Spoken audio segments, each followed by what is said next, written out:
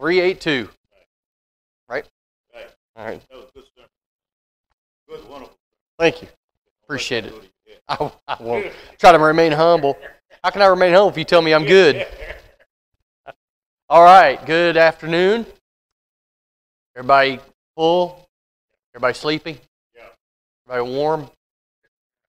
We'll turn up the heat and everybody will be just kind of nodding off here in a minute. It is. I'm full, but I got it. I can't fall asleep. I'm up here. It'd really throw us off if I slumped over. 1 Peter chapter 2 is where we left off last week. We're going to get into chapter 3. We're going to kind of move a little quicker. There's some things we talked about last week. The idea of being, we are all under authority. Would you agree? We all submit to some form of authority, whether it's an earthly authority that we find in the government that we know of. As human beings, as Christians, we're under authority to Christ. Here he speaks in, Peter talks in chapter 2, verse 18. We finished up chapter 17 last week. Servants, be subject to your masters with all respect, not only to the good and gentle, but also to the unjust. Here he was speaking to people who literally were under slavery. They were servants. They were not hired men. They were slaves to a master. He says, regardless of how your master treats you, you treat him how? He says, you're subject to them with all respect. In other words, you owe them respect because of who they are, because they have authority over you. We might look at our relationships today, we might look at that as, say, an employer or employee relationship. How many people here have worked for lousy bosses? Anybody here ever worked for a boss that was just, for whatever reason, maybe it was a personal thing between the two of you. Maybe it was just because they had no personal skills, no human, interaction skills. I've known a lot of people that really have no business dealing with other people. They just don't have any business with that. But here it says that we're supposed to deal with them. We're supposed to treat them with respect because of who they are, the authority that they have, whether we agree with what they do, whether we agree with them having the authority, we treat them with respect. And the reason for this is what? It's the same reason that we are subject to the earthly authorities. Why is that? So that people will what? See us. Yeah, they see us as being different. I don't know how many times I've seen people that, they're sitting in the back. I think it's just sort of the thing that people do. They're fussing and complaining about the boss. And, it's always nice to see one person say, you know what? We have a job to do. Let's just get on with it. We're not going to dwell on all of this. We're just going to do what we need to do. Show him the respect that his authority demands, and we go and we do what we're supposed to do. And the point of it is that we are supposed to show that we are different. We're a little bit different from the world. We don't engage in the gossip and the backbiting and the slanderous accusations and all of these things. If we have a problem with someone, we treat them like we would a fellow Christian, right? We go to them personally. We don't sit in the back room and complain and backbite about the issues that are going on. All right. In verse 19, for this is a gracious thing when mindful of God, one endures sorrows while suffering unjustly. All right. A lot of times we're going to catch flack for something we didn't do. That's just the way the world is. We'll have problems, not of our making. We just fell into it. We might have a boss that just does not like us. We might have an employer that for whatever reason, we hit all the wrong notes and they just do not like us. And so that we may get bad treatment. Yes, ma'am. Chapter 2 and verse 19. So he says, why do you do this? For, verse 20, for what credit is it if when you sin or are beaten for it, you endure? Now we think about that in the idea of a slave-master relationship. The master, you were his property. And he was entitled to beat you if you did not do as he told you to do. He was entitled to beat you regardless. Remember the Romans, the people in the civilization in which these people lived, the Romans, if they owned you outright. They could kill you with impunity. So beating a slave was something it was almost like, well, I'm going to beat them once a day whether they need it or not. That was the attitude. So these people would do this, and so he says, it's one thing. It's one thing if you do something wrong or are beaten for it and you endure it. What credit is that to you? You did something wrong, you received punishment for it, and there's no credit to you that you just simply received punishment. But look at verse continuing on. But if when you do good and suffer for it and you endure, but if when you do good and suffer for it you endure, this is a gracious thing in the sight of God. For to this, now here's why. Because there's a reason. Why is he saying this? For to this you have been called. Well, to what have we been called? We're to suffer as Christ suffered. We're to suffer punishment as Christ suffered punishment. Now think about it. Did Christ deserve what happened to him? No, of course not. Man had never done anything to anyone. He was blameless in the true sense of the word. But what had happened to him when he received punishment for something he had not done? How did he endure it? Didn't open his mouth, didn't complain about it, didn't bemoan the injustice of it all. You know, I've seen people, they got to work an extra shift and it's the end of the world. You know, the guy's got it out for me, or she's got it out for me. They just don't like it, and we throw up our hands and we think that this is we're no one, and we might as well assume the pose. No one has suffered the way I've suffered at the hands of this boss. No one ever. This is the worst thing that's ever happened. And if we look at it, how we are to endure things that happen to us that are unjust, what should be our example? We talked about this morning. What was Christ to us? An example. He was an ensample to us. So what do we do when we suffer unfair punishment or unfair treatment? What do we look to? We look to our example. What's our example say? And I think out of all the things that have happened to me, not one of them comes even remotely close to what Christ endured. Not even a fraction of what Christ endured. So the very least I can do is shut my mouth, accept that life is not always going to be fair to me, and continue on. You know, I certainly can't sit there and act as if I've been. I'm the most mistreated person in the history of the world, as some people do. Everybody here knows somebody like that. It might be a family member or a friend. It might even be some brother and sister in Christ that you know that act as if everything is the worst. Nothing that ever has happened to anybody as bad as it's happened to them. But what do we look at? We look at our example. So he continues on. When he committed no sin, neither was deceit found in his mouth. When he was reviled, he did not revile in return. The idea of reviled is suffer abusive language. It doesn't necessarily mean a laying on of hands. It means, what did they call? They called him everything. You know, they called him just awful, awful names, horrible things. They don't sound that bad to us, but to a Jewish man at that time, to be called what he was called, a blasphemer and a trickster, his father was the devil, and they laid all of this on him. He did not, in spite of receiving those things, he did not revile in return. When he suffered, he did not threaten, but he continued in entrusting himself to him who judges justly, which is who? God. All right. So anyway, he's giving an example about how we are to act when we are treated badly. If we're treated badly and we deserve it, then we're getting no worse. I think about the thief on the cross. Remember what he said? He said, "We deserve what's happening to us. We're receiving just punishment for what we've done. This man didn't do anything wrong, and look how he's behaving. He's behaving better than we are. Certainly better than the fellow on the other side that was, constantly he was reviling Christ and saying all manner of abusive things. And one thief said, "Hey, we're just getting what's coming to us. We knew the possibility of this. This man did nothing wrong." Yes, sir.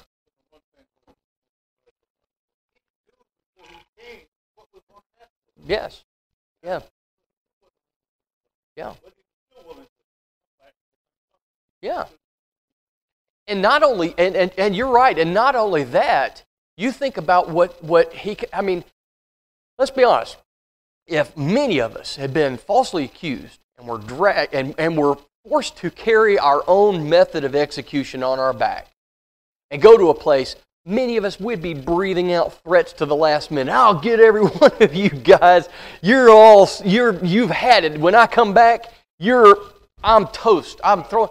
He had every opportunity to end it, didn't he? He said, I could, my Father, if I asked for a legion of angels, he would send me a legion of angels. But instead, he went to the cross meekly, quietly, died, not once, and not only that, he prayed for the very people who were nailing him to the cross. Now, again, I'm hoping that none of us ever have to go through anything like that. But we never have been asked to, have we? So, in spite of all of that, or because of all that, when we think about that, and we think about the things that we've gone through, if we allow it to become perspective for us, it helps us do what we're supposed to do. You know, before you start complaining, before you start being aggravated, before all of these things come, if we let our minds drift back to the cross, we are certainly able to handle things a little bit better. You know, that guy cheated me. I can't believe it. That guy cheated me. I paid, you know, he took me for an extra $5, $10, and we just rail at the injustice of it all. You know, instead of saying, you know, it's $5, or it's you know, he said something. I've seen people they say something ugly, an ugly word. Nothing will do but that they return in kind, and it escalates. It continues to escalate. Yeah, he said something ugly to me. He said something about my mom. He called me this, and you know, it shows us the power of words. That words hurt. But at the end of the day, I think about the things that what Christ was called and what he was accused of, and I have to ask myself: is what I'm suffering worse than what he suffered? If what I'm suffering is not worse than what he suffered, then I have no right to go off the rails as some people do. All right, so here he goes on, and this is just an example, another example about we're subject to the governing authorities. We're subject to slaves. You're subject to your masters. In today's context, that would be we're subject to those who have authority over us in maybe the workplace. Okay, makes perfect sense. It's perfectly understandable when we look at it in that context. All right, so let's go to chapter 3. Here we have the husband and wife relationship. So is there authority in the husband and wife relationship? Yeah, there is. There's two sets of authority. One, the husband has authority over the household. Now, you know, don't let too many people hear you say that today, right? Boy, I've seen some awful things being said about people who still believe in the earthly authority that the husband has over the household, the wife and the children, and so forth and so on. But remember that as Christ, or as say, I have authority over my household, I have one who is in a position of authority over me, and he dictates to me how I am to treat those people over which I have authority, doesn't he? He says, listen, I want you to remember, I want you to treat the people you have authority over as I have treated you with my authority. So let's look at it for just a couple moments. He says, likewise, wives, be subject to your own husbands, so that even if some do not obey the word, they may be won without a word by the conduct of their wives. So one of the reasons that wives, women in the relationship, are to show submissive behavior to their husbands is so that, what's more important? Let's ask ourselves this question. Which is more important? To be right, or to win a soul? Especially your husband's soul. Or it didn't matter. Your spouse's soul, your children's soul, your grandparent's soul, your mother-in-law, your spouse, whoever it is. What's more important for us, to be right in an argument or to win a soul? Without exception. Without exception. Now, I'm not talking about diluting the Lord's truth. I'm talking about the idea of where there's an argument between you and your spouse, and it's a matter of opinion, but one of you has to be right.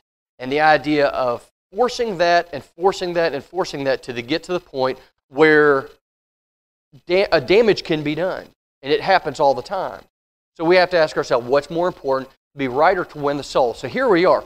Be subject to your own husbands in everything, so that even if some do not obey the word, and that means even if some are not in obedience now, what might happen? What's the possibility?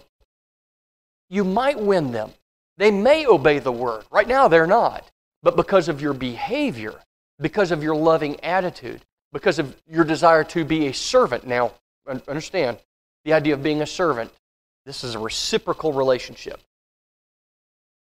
And see, people want to paint the Christian as, well, you guys just want to lord it over women and have them be submissive to you and so forth. Like, you are so clueless about the Scriptures, you don't even know. I said that to one person. I said, if you were any more ignorant about the Bible, you'd be dangerous.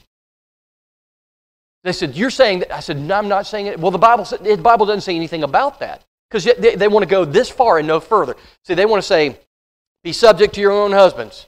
And that's where they stop. and look at it in context because we're going to continue on.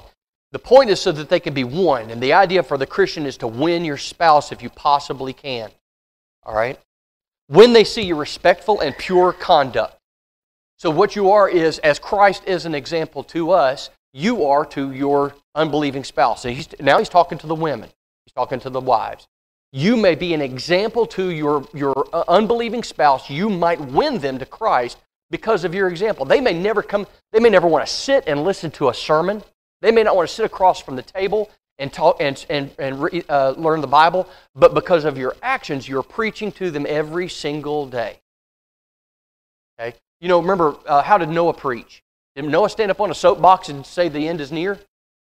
How did he preach? As he built the ark, he's preaching God and repentance and obedience, isn't he? They're asking, well, why are you building the ark? Well, why are you building this boat? God's going to flood the world. What do you mean flood the world? There's never been a flood. He's going to make it, in whatever terms. He's going to make it rain. It's never rained before. It's going to flood, and everyone's going to... So what was he doing? He was preaching the entire time. So wives, when they act in a godly, pure, chaste fashion to their husbands, they're preaching to them the entire time. And it's the kind of preaching that it's very sweet, isn't it? You're not somebody standing up and saying, preaching hellfire and damnation. You're preaching servitude, love, honor, kindness, decency, treating each other with respect. That's the way it should be. That's the kind of preaching that's going on. Yes, ma'am. Is that important? Is it important how kids see mom and dad interact with one another? You, almost without exception, children, little girls are going to marry someone like their father. Little boys are going to marry somebody like their mom because that's what they've seen, that's what's ingrained in them. Now, you have these rare occasions where somebody says, I don't want anybody to like, but it's incredible how subconsciously we are drawn to someone who is like the people that we grew up with. So how do they understand a marriage relationship? Do they see mom and dad fighting like cats and dogs over every little thing? Or do they see a husband, a godly husband, as we're going to see here in a minute, giving honor to the weaker vessel? And the mom who is solicitous of the husband and he comes first, even before the kids. The husband comes first. The wife comes first. We have this understanding in our household. The girls are well aware of it. Heather's always going to come before the girls. I'm always going to come before the girls. People think, don't you love your kids? That's why we do that. It's because we love our children. We want them to have that relationship with their husband, where they are the most important people in each other's lives. Okay, so continuing on. You're absolutely right. It's a very good point. Verse 3, and here's where there's some misunderstanding about that. Do not let your adorning be external. The braiding of hair and the putting on of gold jewelry or the clothing you wear. Does anybody have a different translation other than that? Do not let your adorning be external. Outward? Okay, merely outward? Okay, merely outward. Miss Hazel, what'd you say? Okay. Does anybody have anything different? What's that? Okay. All right. In my translation, I'm reading from the ESV, the English Standard. It says, do not let your adorning be external or merely external. Either one of those works. Now, there are people who will take that and say, women aren't supposed to wear their hair braided, the women aren't supposed to wear gold jewelry, they're not supposed to be putting on nice clothing and all this kind of stuff. And that's the reasoning behind wearing plain clothing and so forth. Is there anything wrong with wearing plain clothes? No. That's a personal preference. The point is this: the adorning, what is going to make them desirable to their husbands, and what's going to make them desirable to God is not what they're putting on their outward. It is not their outward appearance. Does that mean that women should not wear gold jewelry? Well, no, that has nothing to do with it. That's not what he's saying. He's not saying that you can't braid your hair, and you can't. As a matter of fact, he says that long hair is a glory of the woman. It's something it's the covering of her head. It's a glory for a woman to have hair. Why back then, for a woman to shave her head was a sign of ill repute. That means she worked in the cult prostitution in the temples. A woman, she had hair. You didn't cut it. Okay. Was it wrong for women to wear nice clothing? If they had it, there's nothing. The point was that's not what makes them beautiful either to God or to their husbands, or to the world? What makes them desirable and what makes them what their true adornment is? Verse 4. Let your adorning be what? The hidden person of the heart. And what does that hidden person of the heart have? That person that you can't see. I mean, I can't see inside of you, but what can I get from what you are adorned with? What does it say you're adorned with? The what? The imperishable beauty. Okay, I like that imperishable. You know, hey folks, the older we get, we ain't as pretty as we used to be, right? Physically. Now, some of us more than others, right? All right? We're not as pretty as we used to be in the flesh. Guess what? That's not the important part of it anyway. What we have, that's right, the imperishable beauty is where? You know, we tell people that. We tell young girls that, right? It's a big thing now, is the push to make girls understand that, look, what you look like on the outside is not as important as what you look like on the inside. And sometimes we think, well, that's just a platitude, but it's not. It's incredibly important. But folks, it's the same for guys as it is for girls. That's the important thing is what we are on the inside rather than what we look like on the outside, right? You know, because let's be honest, some of us ain't as pretty as others. Some of us aren't. And as far as the eyes of the world, but we don't care. That's not our point.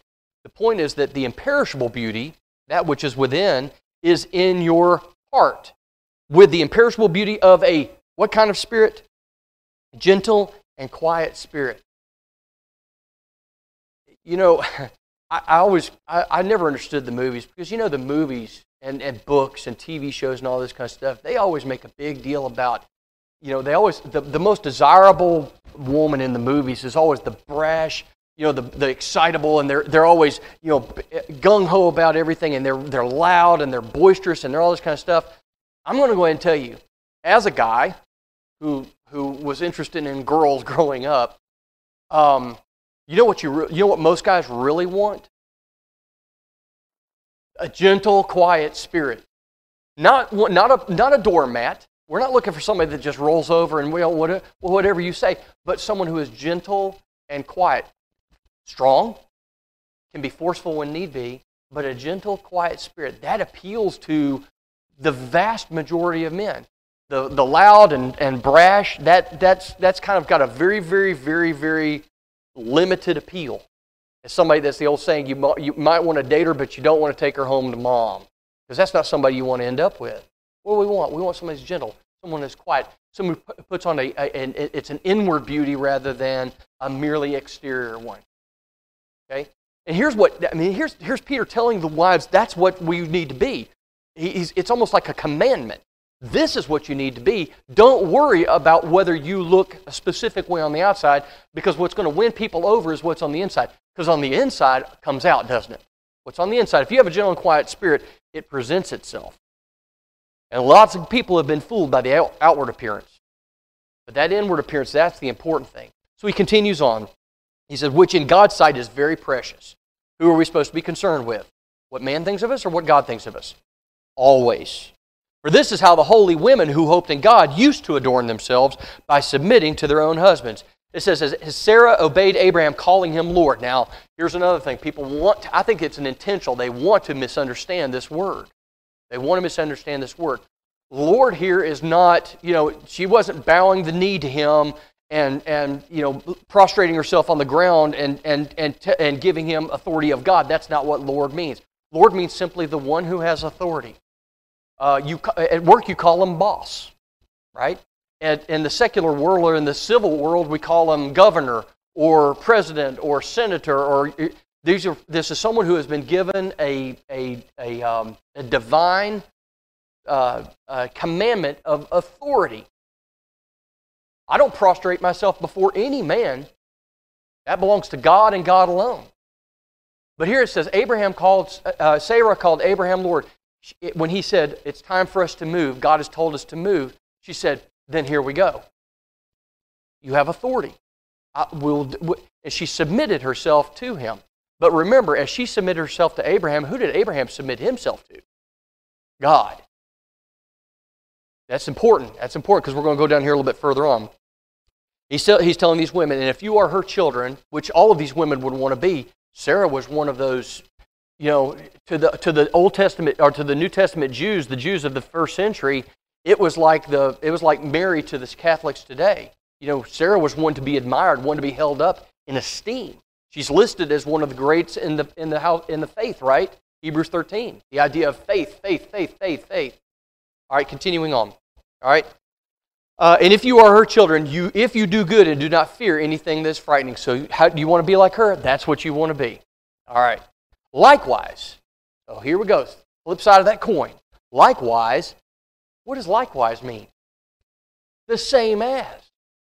So now he says, likewise, husbands. So husbands have a responsibility, don't they? They can't just run in roughshod over the household and start throwing around orders and trampling all over everybody. That would be unacceptable. God wouldn't accept that. God didn't expect that from His Son, and His Son didn't behave like that. Because look what He says. Likewise, husbands, live with your wives in an understanding way, showing honor to the woman as the weaker vessel. Now, again, the intentional misinterpretation of this idea of the weaker vessel, it bothers me. I see people do it all the time. You think that women are weak. You don't understand what weaker vessel. Vessel here means body, physical body. Are women physically weaker than men? Study after study, with few exceptions, study after study after study have shown that women simply have weaker bodies.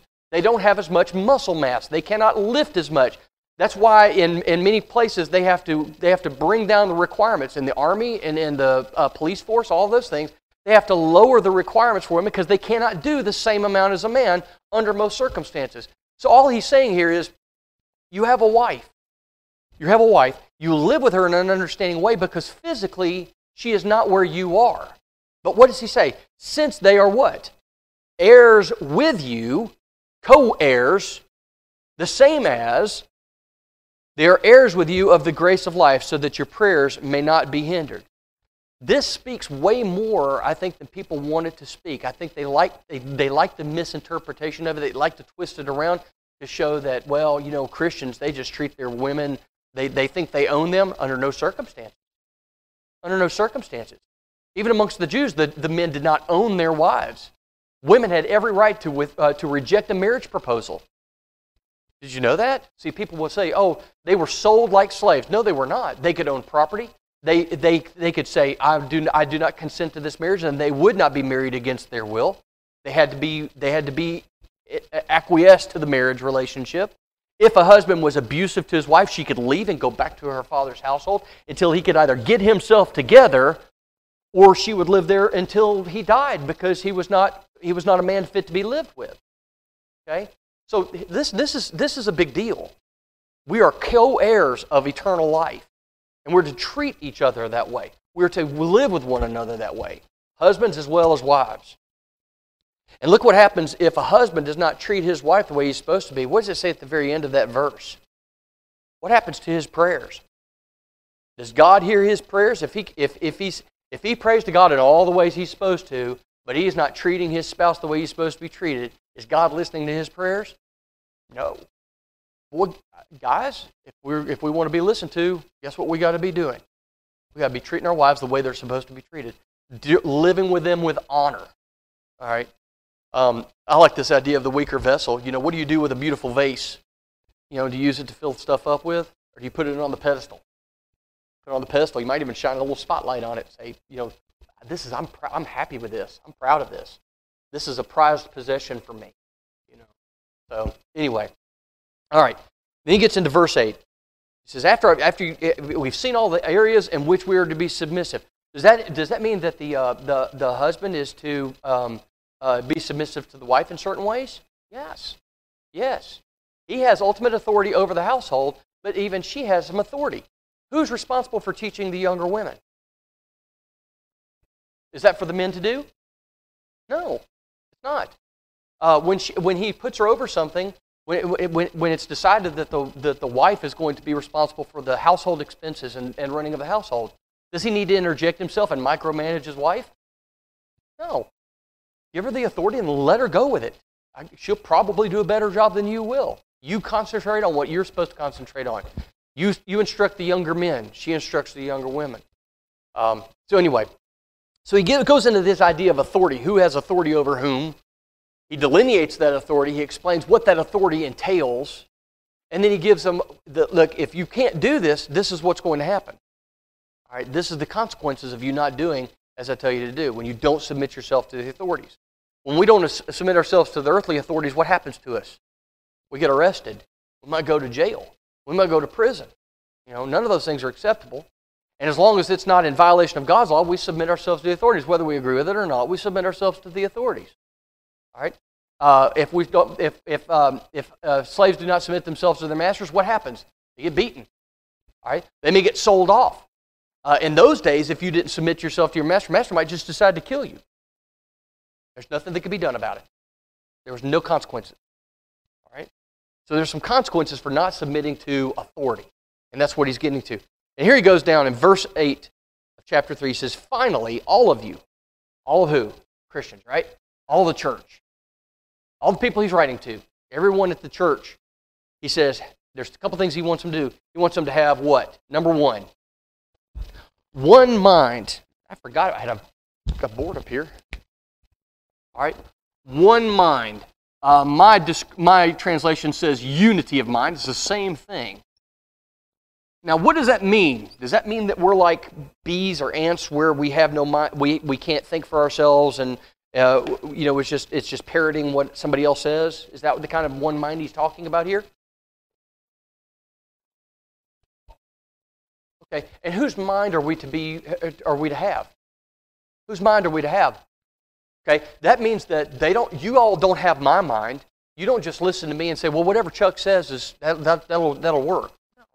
We all have the same mind, but it is the mind of Christ. And we find that in Scripture, don't we? All right, the idea of having unity of mind. One mind. Well, if we're going to have one mind, whose mind should it be?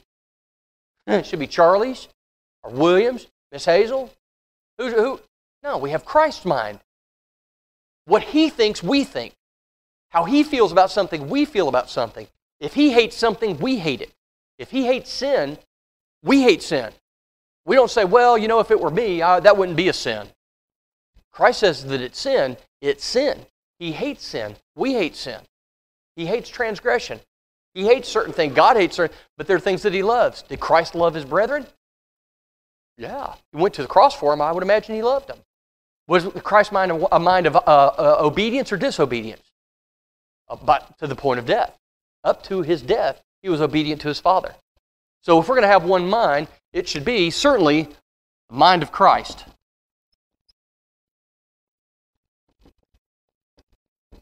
All right? Another thing he wants us to do, what? He wants us to have what? Sympathy or compassion. Compassion for who? Each other. Remember when Christ was in Jerusalem and he looked out over Jerusalem and he said he had compassion on them. He had compassion on them. Why did he have compassion? He saw that they were hurting. He says, they're sheep without a shepherd. He says, Jerusalem, Zion, how I have longed to gather you together like a hen does the chicks. I wanted to gather you together. He had compassion on them. Well, do we have compassion on one another? Now, I'm not talking about the idea of being stoic and saying, well, bad things happen, we just need to get past it. Or that's not really compassion, is it?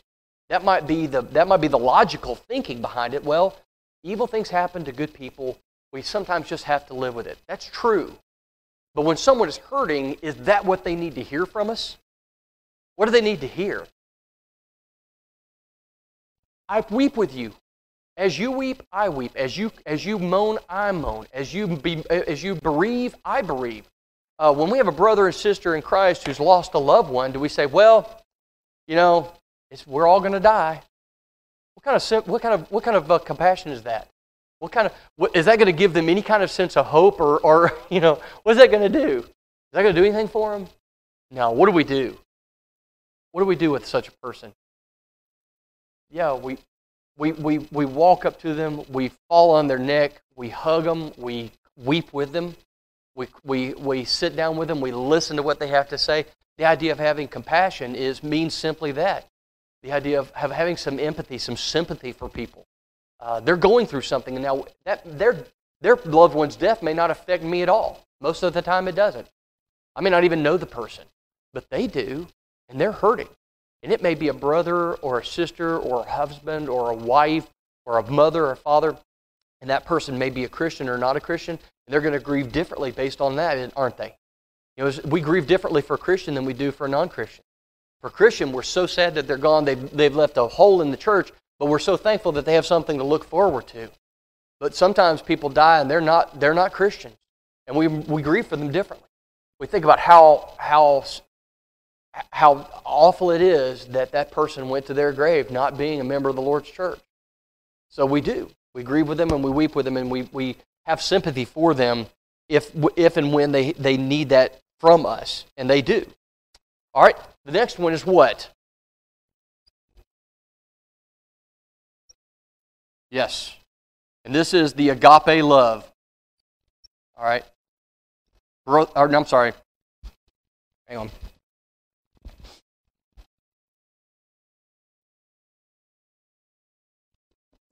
It's a phileo love. Brotherly love.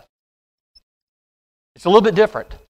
Okay? Brotherly love and agape love are two different things. The idea of brotherly love simply means that I'm concerned about your physical well-being. The kind of love, there are people that I love in a phileo way that I don't love in an agape way. I love the brethren in an agape way. I would do anything for my brethren. The brotherly love, the simple brotherly love I have for people simply means I'm concerned for their well-being. I want what's best for them. The agape love is a sacrificial type of love. So this is what we're talking about here. And we can have both for our brothers and sisters in Christ, can't we? Yeah, we can have both.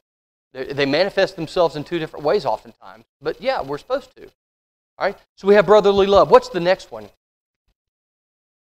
Tender-hearted. Now, how does tender-heartedness manifest itself? The idea of being tender-hearted.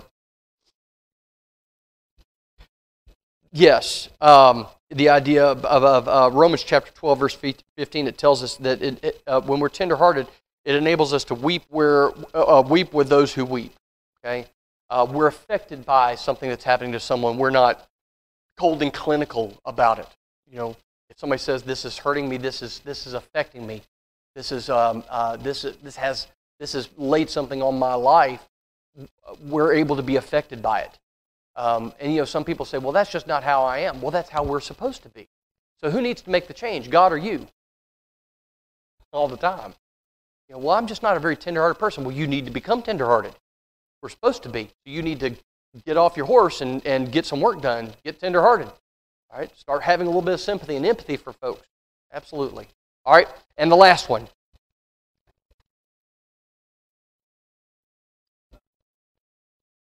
Courteous. And what? Okay. Mine says humble mind, being courteous or humble mind. Now, what do you think about that? What do we think about that, being courteous or humble-minded? Think about the idea of courtesy. Yeah, and it even goes so far as to say, the idea of, when we think of common courtesy, how does common courtesy manifest itself? In what ways do we show common courtesy? How many people, when you came in here, somebody was coming in behind them and they held the door? That's common courtesy, right? Yeah. I mean, it's something very simple. You before me. All right? You go ahead. And let me tell you, right? It's interesting because of this, the time of the year in which we're surrounded, right? You think that courtesy would be like way up here in importance, wouldn't you? Have you been out in the last couple of days? You may have had to go shopping in the last couple of days? Where's courtesy?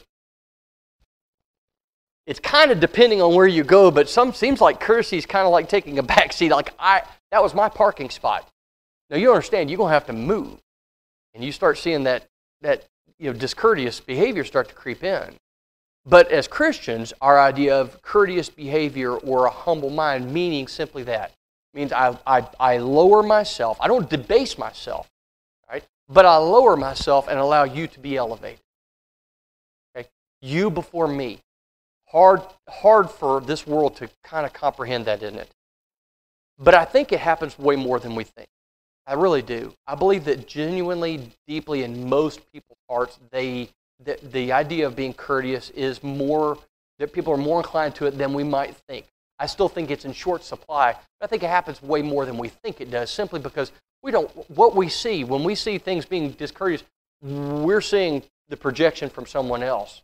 But when you get right down to it, you get down to the brass tacks and you see what's actually happening, people are far more courteous than we give them credit for.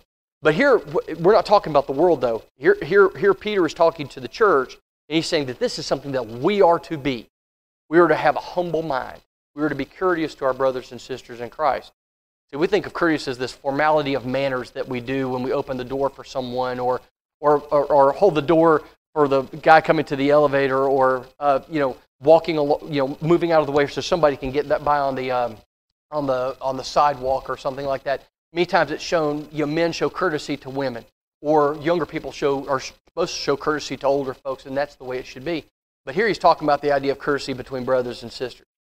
The idea of I will humble myself so that you can be uplifted. I will put my own opinion, I will lower my own opinion so that you can have the preeminent. All of that, of course, you imagine if everybody did that. What would it be like if everybody was, probably nobody ever go in the door because people would be going, no, after you, no, after you, no, after you, no, after you. So, some of you go. Well, somebody go. One of you go. Yes, ma'am. It's like all in one, right? Do a little ballet. But isn't that far better, though, than having discourtesy and feeling that, well, no, I've put myself aside for too long. It's time for me to have what's mine. This is my turn. It's my chance. So, anybody? Okay, we're going to finish up. All right.